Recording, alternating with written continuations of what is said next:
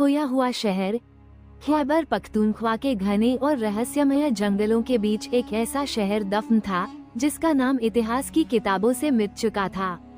उसे ज़ीराक कहते थे, लेकिन अब सिर्फ बड़े बुजुर्ग ही इसके किस्से सुनाते थे।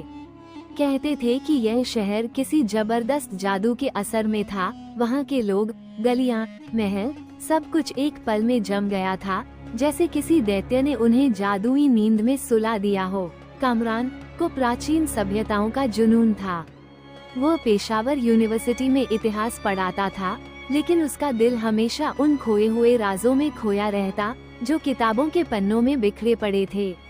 एक दिन लाइब्रेरी की किसी पुरानी किताब के पीछे उसे एक नक्शा मिला जिस पर लिखा था ज़ीराक, वो शहर जो समय से गायब हो गया। नक्शे पर अजीब निशान बने थे और एक जगह लिखा था, जो कोई ज़ीराक को ढूंढ लेगा वही उसके लोगों को समय के जादू से आजाद करेगा। कामरान ने नक्शे का अध्ययन किया और खैबर पख्तूनख्वा के उन जंगलों की ओर निकल पड़ा जहां कभी ज़ीराक बसा हुआ था। रास्ता आसान नहीं था। घने पेड़, पहाड़ी रास्ते और रहस्यमय आवाजें उसे डराती रहीं, लेकिन उसका इरादा पक्का था।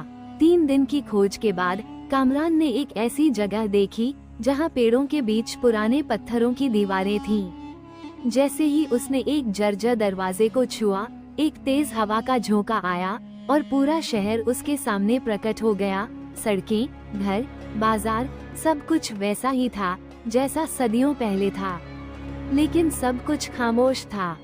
लोग वहाँ थे, मगर जैसे पत्थर के बने हों।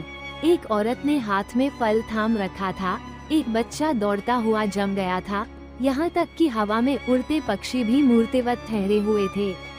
कामरान ने अपना हाथ हवा में हिलाया तो उसे लगा जैसे समय की गति धीमी हो गई हो। जब कामरान शहर के मुख्य चौक में पहुंचा, तो उसने देखा कि एक बड़े महल के सामने खड़े लोगों ने अचानक हिलना डुलना शुरू कर दिया।